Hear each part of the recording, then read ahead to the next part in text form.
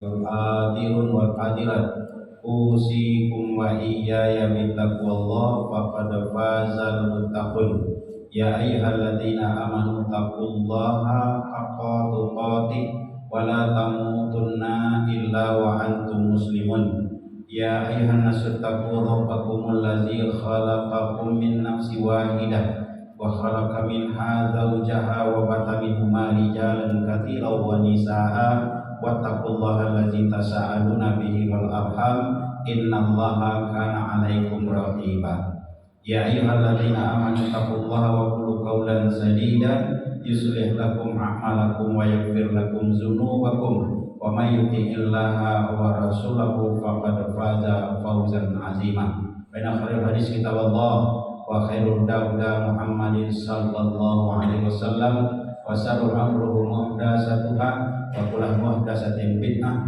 wa kullu bid'atin dhalalah wa kullu dhalalatin finnar. Qala Allah Ta'ala fi kitabihil karim a'udzu billahi minasyaitonir rajim bismillahirrahmanirrahim duribat alaihimuz zillatu aynama suqifu illa bihablin minallah wa hablin minan nas sadaqallahu azim.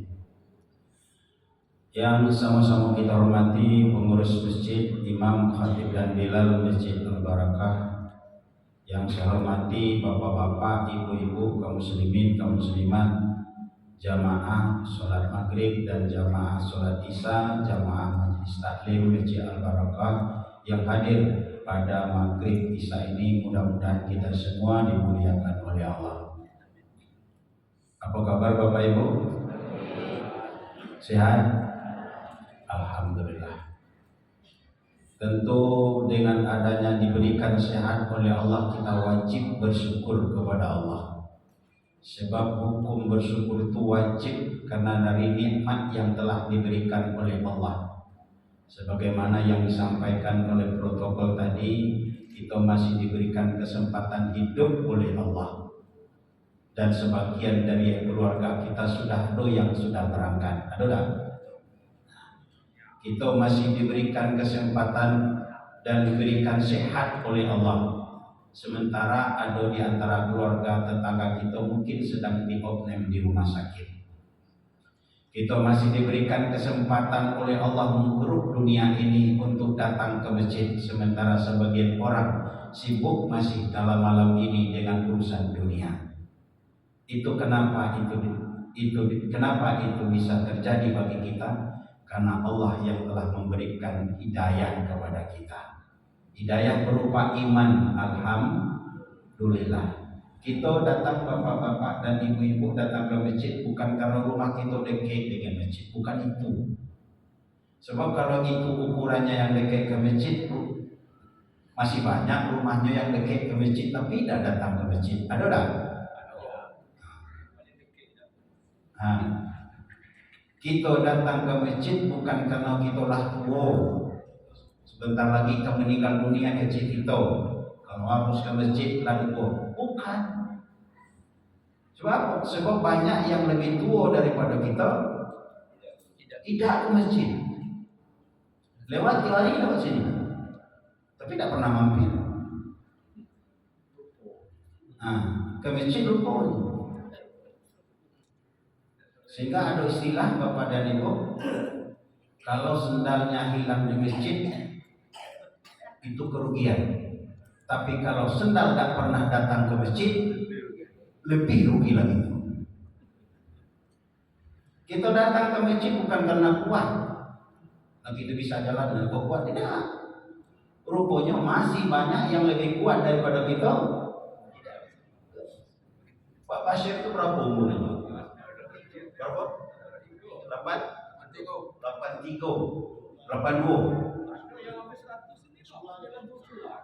Beliau 97. Berapa? 94. Masya Allah. 82, 94. Bukan karena beliau itu, karena memang iman. Apalagi Pak Pasha, bukan saya puji-puji kan. Setelah saya pengajian ini Pak, itu kalau tidak malam kelak besok pagi sudah sudah ada kesimpulan apa yang isi materi yang beliau sampaikan. Kata saya bapak dan ibu, apa ada beliau membawa alat perekam ini? Rupanya jangan ikut aja. Berarti hebat sih hebat. Masih hebat beliau ini. Cuk, kemarin itu juga saya ngaji si taksiah di belakang situ kan. Boleh ya. Tolong Ustaz dikoreksi mana yang salah. Rupanya apa yang saya sampaikan persis apa yang beliau tulis. Ini tidak perlu lagi saya koreksi. Baru itu hebat. Jadi kita doakan orang-orang tua kita ini tetap dalam keadaan sehat walafiat dan tetap istiqomah dalam beribadah kepada Allah. Makanya bagi orang yang datang ke masjid saat ini ada 3 pahala, 1 amalan, 1 pekerjaan tapi 3 pahala langsung. Namanya 3 in 1. 3 in 1 itu bukan KTP, KK dan akte kematian itu. Itu di kita sih.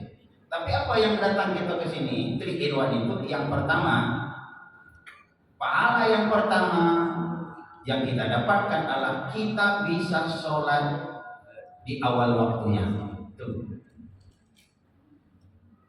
Itu yang pertama tuh Pak, kita bisa sholat di awal waktu. Lalu apa bedanya dengan sholat di pertengahan waktu, di akhir waktu? Ada Pak. Sebab kalau sholat di awal waktunya Nabi sudah mengatakan dalam hadis. Kata sahabat, ayyuhal amal afdal li Rasulullah.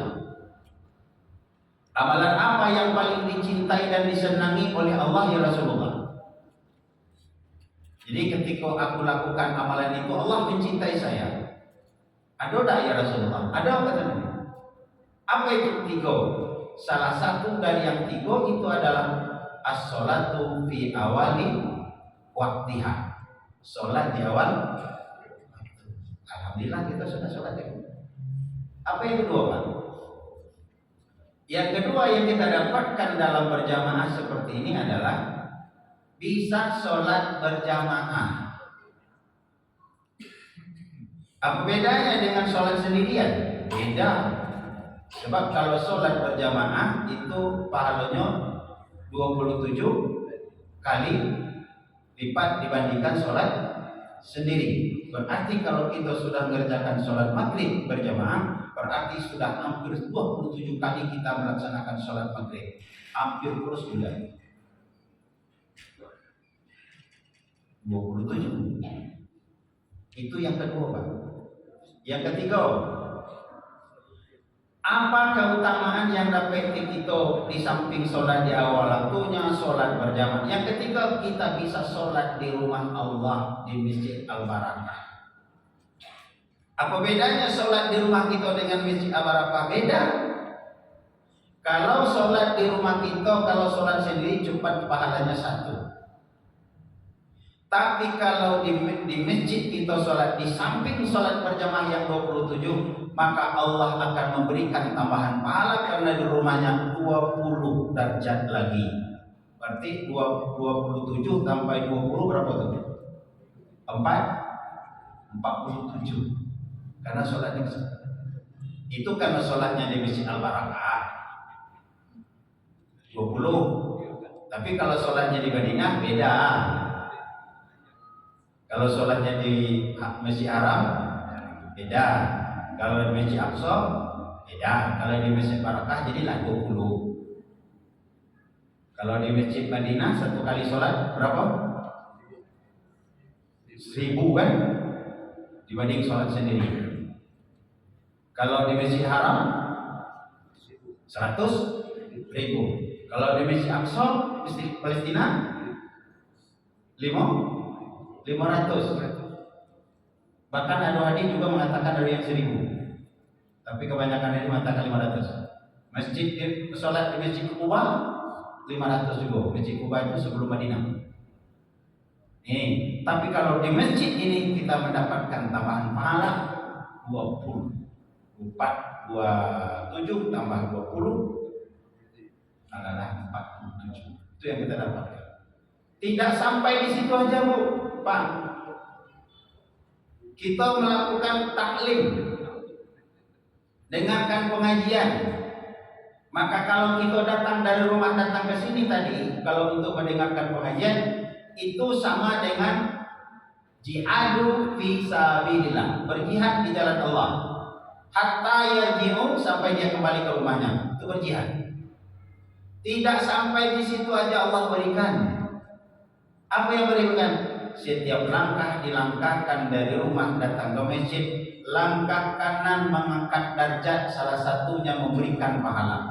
Langkah kiri adalah menghapus kesalahan dan menghapus satu dosa. Berarti satu langkah mendatangkan pahala, satu langkah menghilangkan dosa. Jadi berapa banyak langkah tadi itu?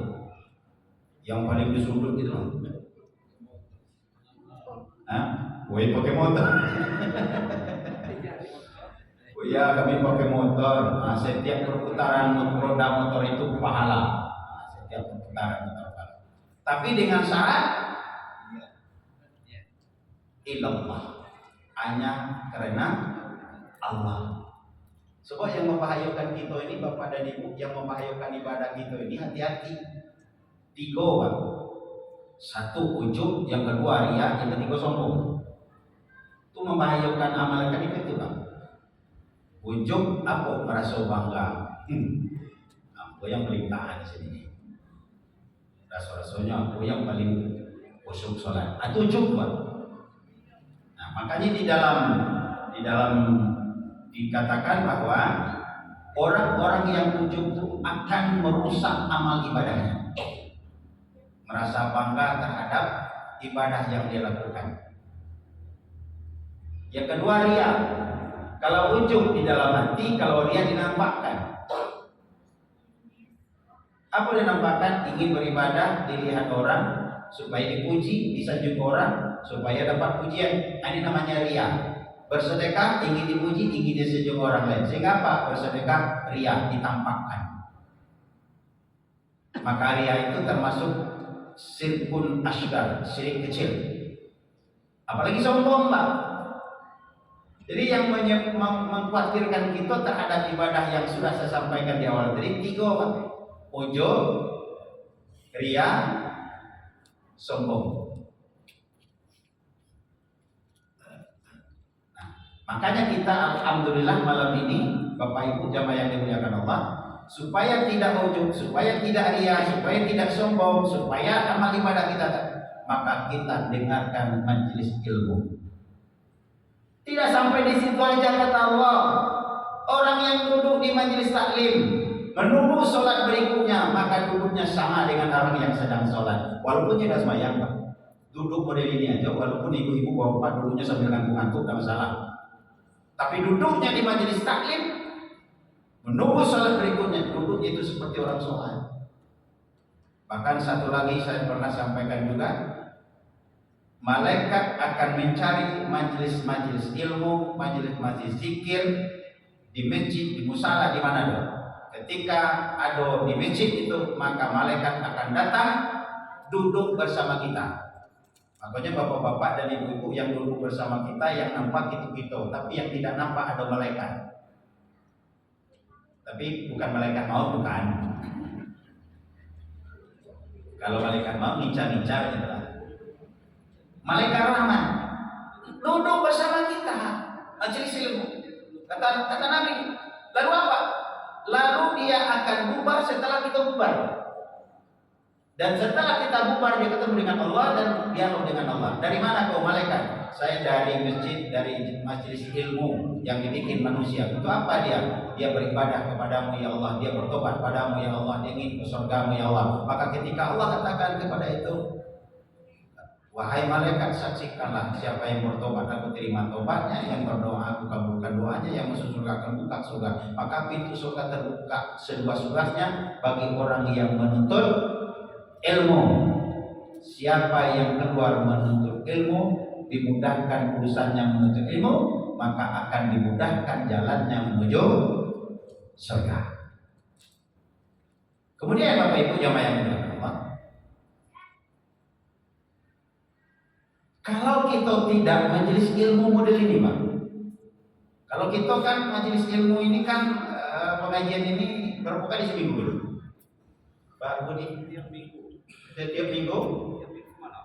minggu malam, Dengan sebulan sekali. subuh sebulan sekali. Nah, setiap minggu malam, subuh sebulan sekali. Nah, kalau di tempat lain saya memang Bapak dan Ibu bukan seminggu sekali, tiap malam, Pak. Tiap malam. Ya kita kan mungkin tak baca tiap malam, tapi ada masjid yang tiap malam. Saya ngajar itu di Masjid Taubah Kebongkling Kamis malam Jumat, tiap Kamis Pak situ. Jumatnya ada yang ngisi, Sabtunya ada yang ngisi, Minggunya ada yang ngisi, Senin di sini. Kemudian di Munawarah Pasar Melintang sampai tinggalnya Datuk Kayo. Itu tiap malam juga Pak, saya beri ngisi Rabu malam Kamis. Tiap Rabu malam Kamis. Terus di Kebun Dahri begitu juga Pak. Kalau kami dengan Pak Firman di masjid Baitur Rahman, itu kami tiap subuh. Tapi kultum Pak, kultum tiap subuh Pak, ganti-gantian. Kadang saya, kadang Pak Firman, kadang Pak Zubaidi, kadang-kadang Pak Supardi, kadang-kadang Pak Faisal gantian. Setiap subuh 10 menit. Ingatkan apa? Ingatkan kita. Kenapa? Karena iman kita ini kalau tidak diingatkan Pak, iman kita ini berubah-ubah, kadang naik, kadang turun. Ibarat kita mencas HP Pak, dipakai HP itu, lalu dicas, dia akan kuat lagi, dicas kuat lagi. Kenapa? Kata Nabi, iman manusia itu yasdar wa yanqus, kadang bertambah, kadang berkurang. Itu iman kita. Ketika iman sedang naik, sedang bertambah, itu jangankan pekerjaan-pekerjaan yang wajib, yang sunnah dilakukan itu. Nah, itu ketika iman naik, betul tak Bu? Ibu? Bu? Betul tak? Tapi ketika iman kurang, jangankan yang sunnah, yang wajib juga lalai. Makanya Nabi selalu mengingatkan, tajdidu imanakum, kau selalu memperbaharui imanmu. Bagaimana memperbaharui? Nih sekarang ini. Maka bapak-bapak, ibu-ibu ingin saya sampaikan beberapa menit ini. Iman aku kuat atau lemah ya? Bisa tak kita menentukan iman kita lemah atau kuatnya? Bisa. Nih saya sampaikan tanda-tanda iman. Iman orang itu melemah. Nah, mudah-mudahan kita tidak termasuk orang iman yang lemah. Yang pertama Bapak Ibu, orang yang imannya lemah, setiap melakukan perbuatan dosa, dia tidak pernah menyesal. Itu imannya lemah. Biasa aja dosa. Beda kalau orang beriman Pak. Kalau orang beriman dia melakukan dosa kecil, dianggap dia besar. Tapi kalau orang yang jauh dari imannya lemah, dosa besar dianggap kecil. Nah tergantung kita nih. Saya itu kalau buat dosa kecil atau merasa dosa besar atau tidak, atau dosa besar itu anggap kecil. Dan bahkan orang itu kadang-kadang memposisikan dirinya dengan orang lain, padahal dia sudah berdosa. Artinya apa? Membandingkan dosanya dengan dosa orang lain Pak. Contoh begini Pak, ini contoh. Ada nyomaling ayam Pak, nyomaling ayam. Kita nasihati Pak, nampo pemaling ayam, berdosa pemaling ayam. Ambo baru maling ayam, itu lanang tuh kambing malingnya. Ambo baru ayam. Nah, dibandingkan dosanya, padahal dua-duanya dosa maling. Orang korupsi itu juga. Bapak korupsi 1 miliar. 1 miliar korupsi, mengambil uang rakyat, berdosa itu. Aku 1 miliar. Itu 5M. Sehingga kadang-kadang dia tidak merasa bahwa itu adalah dosa. Jadi orang yang pertama Bapak dan Ibu jamaah yang dimuliakan Allah, yang imannya lemah adalah dia tidak pernah menyesal berbuat dosa, bahkan bangga terhadap dosa. Ada bapak-bapak, ibu-ibu, ada orang bangga terhadap dosanya. Ada. Saking bangganya ceritakan kepada orang lain, Pak. Walaupun hari ini telah bertobat, Pak. Tapi dia bangga dengan dosa masa lalunya, Pak. Misalnya, dulunya peminum minuman keras, dia telah bertobat, datang ke masjid. Lalu nampak anak muda minuman keras, mungkin yang diminumnya brandy, cap tikus, cameong, tepi birik, segala macam, tak tahu lah gitu kan. Nah, baru setengah gelas diminum oleh anak muda tadi, teler. Kecek bapakku tadi yang sudah mulai ke masjid kemarin. Cemen kau, baru setengah gelas kau minum lah teler kau, mabuk. Aku dulu, nah, bangga terhadap dosa masa lalu. Aku dulu 3 botol, biasa baik. Orang yang bangga dengan dosa masa lalu, orang itu belum disebut bertobat. Dulunya rajin berjudi. Judinya bukan judi sembarangan, Pak. Judi online. Apa judi online tuh? Ya, judi kan macamnya gini, Pak. Ada konvensional, ada online. Konvensional seperti dulu, berkas, STST, token. Bagaimana akibatnya? Banyak, Pak. Orangnya terbatas, paling-paling anak muda yang dapat kerja. Waktunya terbatas, paling-paling keluar togel itu 2 kali seminggu, 3 kali semingguan. Saya tidak tahu juga. Tempatnya terbatas, paling-paling itu pojok warung-warung, pojok warung itu. Tapi sekarang dengan canggihnya teknologi, maka dibuatlah judi online itu secanggih. Bagaimana man? Judi online. Apa akibatnya? Pengaruhnya bukan orang itu, bukan anak tertentu, tapi mulai dari anak-anak sampai orang dewasa, dari orang bodoh sampai orang pintar.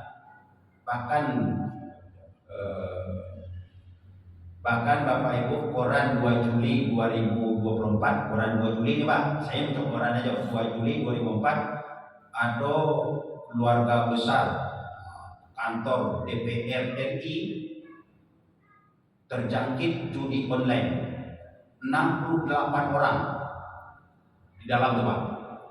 Dari 68 orang itu ada 2 orang anggota DPR yang omset judinya 1,9 miliar. Masya Allah. Itu jadi online. Orangnya mulai dari anak-anak sampai dewasa. Tempatnya tidak terbatas, Pak. Mau di pojok situ, mau di pojok situ, mau dalam rumah, mau dalam kamar. Waktunya tiap hari, Pak. Mau pagi, mau sore. Maka kadang-kadang kita kalau tidak kita pikir-pikir, kalau tidak kita hati-hati, anak cucu kita, kecek kita main belajar juga dengan HP-nya di dalam kamar. Kironya sedang berjudi. Apa bedanya lagi judi online dengan judi online? Itu sekali 2 kali dikasih menang, yang ketiga dikasih kalah terus. Maka orang yang menang ketagihan, orang kalah penasaran. Nah itu sampai habis, Pak. Maka jangankan orang biasa, polisi yang jual beli judi, Pak. Itu yang kena bunuh dulu. Polisi kan, Pak? Polisi bunuh polisi. Yang dibunuh itu siapa? Suaminya. Yang membunuh istri. Gara-gara padahal polisi itu tugasnya memberantas judi. Sekarang dia cak mano lantai akan bersih sementara sapunya kotor. Betul, Pak?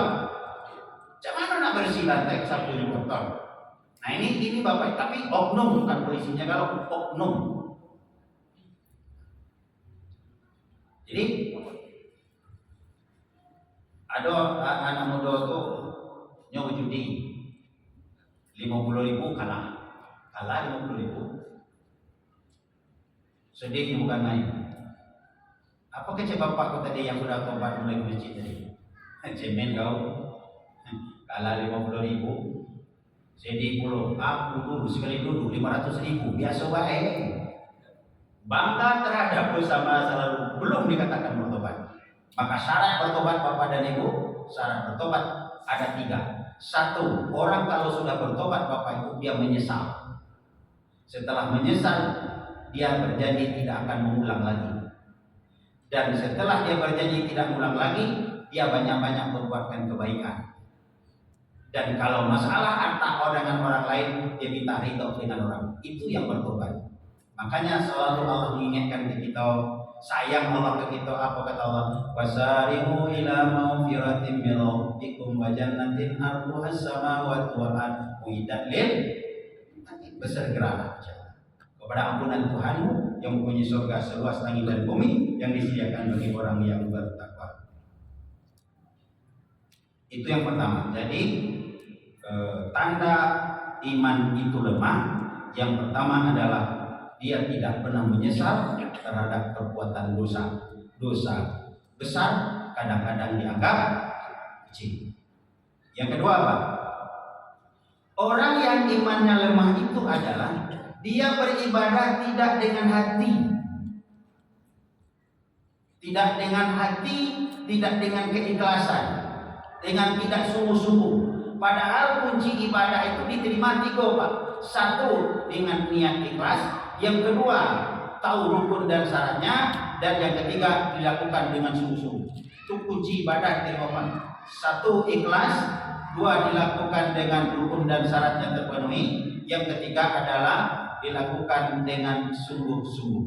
Nah sekarang ciri orang yang iman lemah itu adalah beribadah tidak dengan hati. Ibadahnya seperti terpaksa. Ibadahnya sekedar gugur kewajiban. Kalau dia sholat berusaha kusuk, tidak berusaha kusuk, tapi di depan orang kelihatan dia kusuk.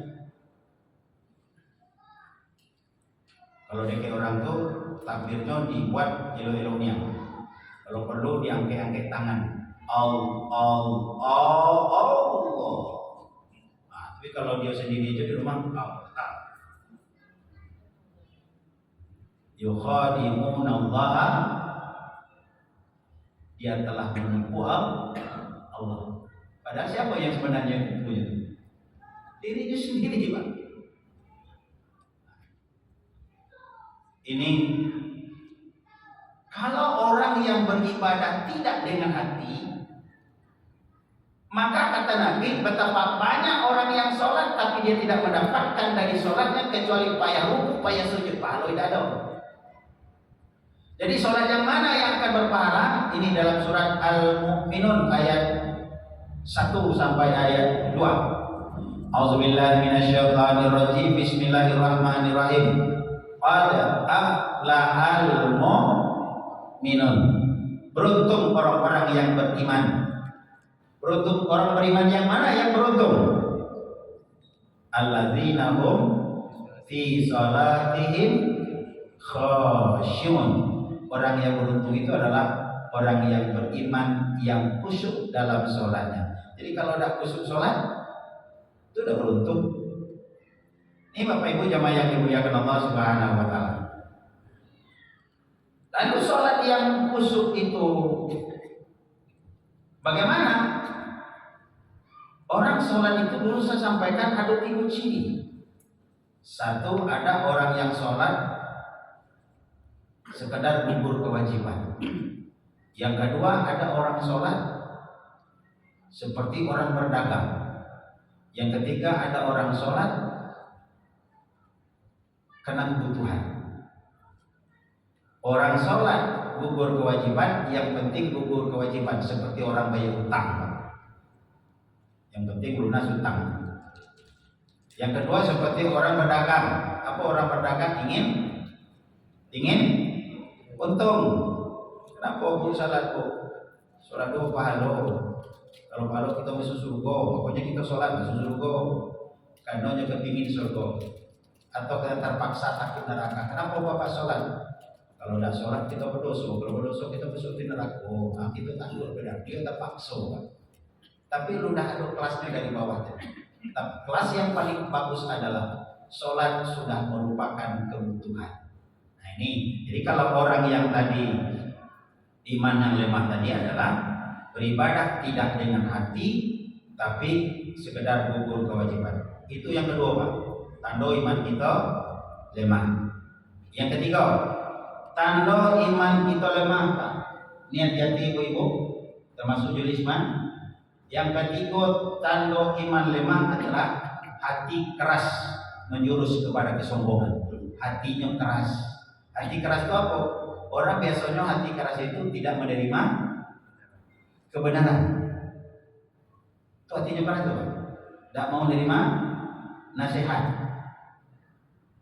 Padahal agama itu adinun nasihat. Tapi dia tidak pernah.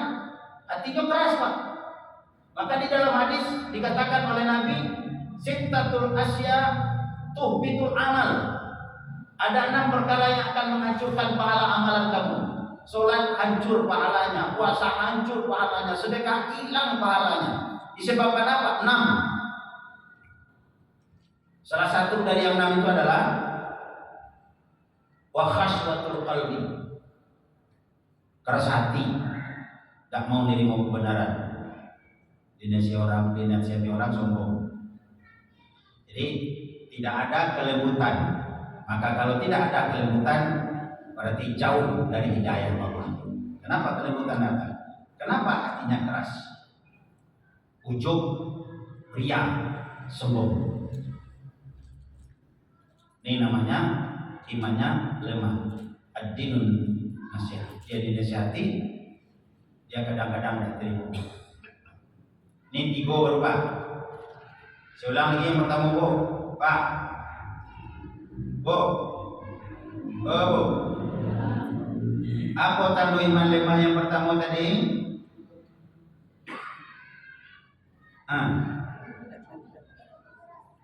Kita supaya tahu, supaya kita menghindar. Apa tadi? Tidak menyesal berbuat dosa. Itu satu. Biasa juga besok malah bangga dengan dosa masa lalu. Yang kedua apa tadi? Beribadah tidak dengan hati, sekedar gugur kewajiban. Dia tidak merasakan nikmat beribadah. Karena dia tidak merasakan nikmat beribadah, maka ibadah itu merasa terbebani. Buktinya apa? Ketika orang sudah mulai azan, Allahu Akbar, Allahu Akbar, nah langsung pulang. Aduh dah. Kemudian asar azan, Allahu Akbar, Allahu Akbar, nah langsung pulang. Terbebani dengan suara azan masuk. Padahal kalau azan masuk itu kita berbebas untuk mencari keridhaan Allah. Ayyala sholat, mari sholat. Ayyala falah, mencari kena. Nyokecek. Itu iman lemah tuh, Pak. Dan yang ketiga tadi apa? Yang ketiga tadi? Hatinya keras. Salah satu yang menyebabkan iman ibadah kita akan hilang pahalanya disebabkan waqaswatul qalbi. Atau yang kedua yang menyebabkan amalan kita habis itu al-istighalu bi uyubil khalqi. Sibuk dengan aib orang, Pak. Tapi enggak sibuk dengan aibnya. Aib orangnya sibuk. Atau orang yang amalannya akan habis, akan hilang. Maka di dalam beberapa hadis Bapak Ibu saya sebutkan atau Nabi, salatun muhlikatun su'un muta'un wa huwa muta'ba'un wa ijabun mar'i binafsi. 3 hal yang akan membawa pada jurang kebinasaan. 3 hal yang membawa kepada jurang kebinasaan. Yang pertama, tamak lagi kikir.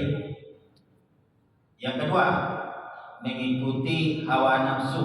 Nah, ini yang saya katakan tadi, merasa sombong, menyoyo yang hebat, inyo yang pintar, inyo yang alim, inyo yang segalanya. Yang ketiga, ujub. Ujub adalah takjub pada diri sendiri. Ini yang ketiga. Kemudian yang keempat, yang menyebabkan iman yang tanda-tanda iman yang lemah itu adalah tidak terpengaruh dengan ayat-ayat Al-Quran. Padahal di dalam Al-Quran itu dijelaskan, innamal mu'minuna allazina idza dzukirallahu wajilat qulubuhum wa iza tuliyat alaihim ayatuhu zadatuhum imanan wa ala rabbihim yatawakkalun. Punya orang-orang yang beriman itu adalah orang-orang yang apabila mengingat Allah, maka gemetar hati mereka. Disebut nama Allah, gemetar hati mereka. Wa idza tuliyat alaihim ayatu zadatuhum. Dan apabila disebutkan, dibacakan atas mereka ayat-ayat Allah, tambah imannya. Nah, ini bukan tambah lagi imannya. Apa? Tak ada pengaruhnya. Kalau orang tak ada pengaruh itu macam mana tuh, Pak? Hatinya khatamallahu. Kalau awalnya apa itu? Innal ladzina kafaru sawa'un alaihim a'anzartahum am lam tunzirhum la yu'minun. Sungguhnya orang-orang kafir, innal ladzina kafaru sawa'un, sama aja. A'anzartahum am lam tunzirhum. Kamu berikan peringatan, kamu diberikan nasihat, kamu ceramailah, beri nasihatlah, atau tidak diberikan nasihat, sama saja, sama mawon. Ya udah, berubah dong. Masuk telinga kanan, keluar telinga kanan. Kalau masuk telinga kanan dua boleh, tapi masuk ya namanya. Kau udah melencet dua apa? Tidak ada pengaruh kali. Kenapa tidak ada pengaruh sama kali? Khatamallahu ala qulub. Allah telah mencap hati mereka. Allah telah hati mereka, pendengaran mereka, penglihatan mereka. Makanya bapak-bapak, ibu-ibu jamaah yang dimuliakan Allah, orang yang tidak mau membaca ayat Allah bukan matanya yang butuh, Pak. Orang yang tidak mau mendengar kajian bukan telinganya yang peka, Pak. Tapi yang peka, yang tuli, yang butuh yang mana, Pak? Hatinya yang nak ilmu. Kenapa? Khatamallahu, orang Allah sudah mencap hati mereka itu. Bagi mereka saya yang pedih.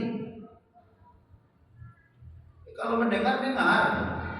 Kalau nengok maunya. Tapi bukan matanya yang buta, bukan telinganya yang tuli, tapi hatinya yang sudah dicap oleh Allah. Ini Bapak Ibu jamaah yang dimuliakan Allah. Ada yang tanya sampai di situ? Hampir habis 10 menit lagi. Tanya dulu. Silakan bapak-bapak atau ibu-ibu yang ingin bertanya.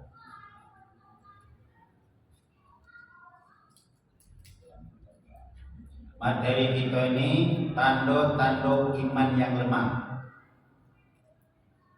Silakan bertanya.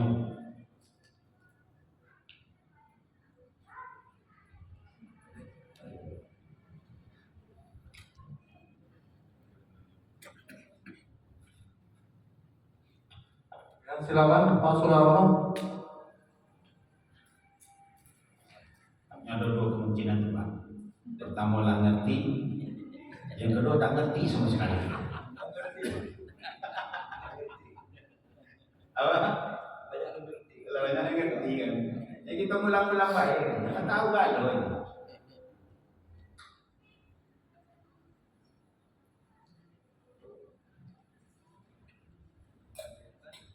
Jadi kita lengkapkan satu lagi.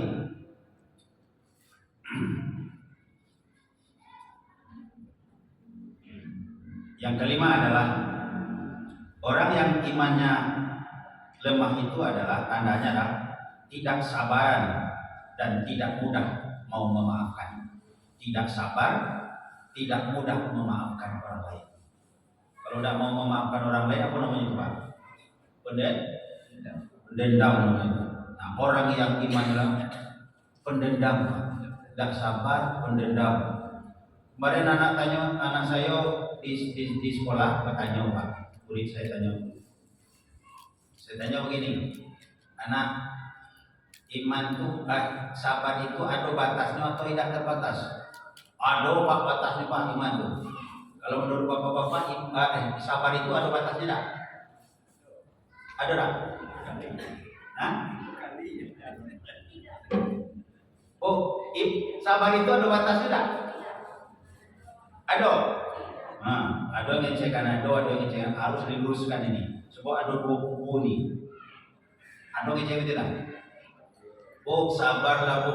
Baik, lemah baik, sabar itu ada batasnya. Berarti sabar itu orang itu sendiri yang membatasi. Yang namanya sabar tidak ada batas. Cuman orang itulah sampai di mana sabarnya. Ada orang yang sabar, ada orang pak lagi dicelakan matunya gedang, kemudian lagi teriaki, sabar aja. Asal dia tidak tersenggol. Bicara kemarin dia, tapi ada orang yang ditengok aja, mulai marah, apa tengok, sampai di situ sabarnya. Jadi sabar itu tidak ada batas. Dikit lagi pak. Rasulullah SAW sabarnya karena tidak terbatas, sebab Rasulullah itu Al-Quran yang berjalan. Sabarnya kok luar biasa sabarnya. Ada orang lewat, ada beliau lewat ke masjid diludahi, yang meludahi orang Yahudi. Apa sikap Nabi? Senyum. 2 kali yang meludahi, 2 kali Nabi senyum. 3 kali diludahi, Nabi itu senyum ke dia.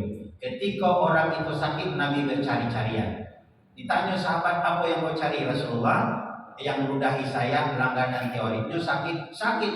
Pai Nabi ke rumahnya, Nabi makanan, nengok orang sakit. Yang sakit siapa pak? Orang yang meludahi. Kenapa? Iman Nabi, sabar Nabi itu tidak ada batasnya. Coba kalau bapak-bapak, ibu-ibu saya ludahi sekarang, marah, tidak cerita. Kenapa sampai di situ sabar gitu pak? Apa yang kedua pak? Orang yang meludahi kita tidak bisa berbuat apa-apa, lalu karena kita lemah. Terdengar oleh kita beritanya orang itu sakit pak, yang meludahi kita tadi pak. Kira-kira mana? Apa kayak gitu? Saya udah tahu jawaban apa yang kenapa udah mati sekalian? Nah berarti sabar itu. Nah orang yang lemah imannya, orang itu tidak sabar dan pendendam. Maka mudah-mudahan kita jangan menjadi orang yang pendendam. Maka kuatkan iman dengan pengajian setiap malam ini. Demikian saja, makasih. Billahi taufiq wal hidayah. Assalamualaikum warahmatullahi wabarakatuh. Assalamualaikum warahmatullahi wabarakatuh. Demikianlah Bapak Ibu kajian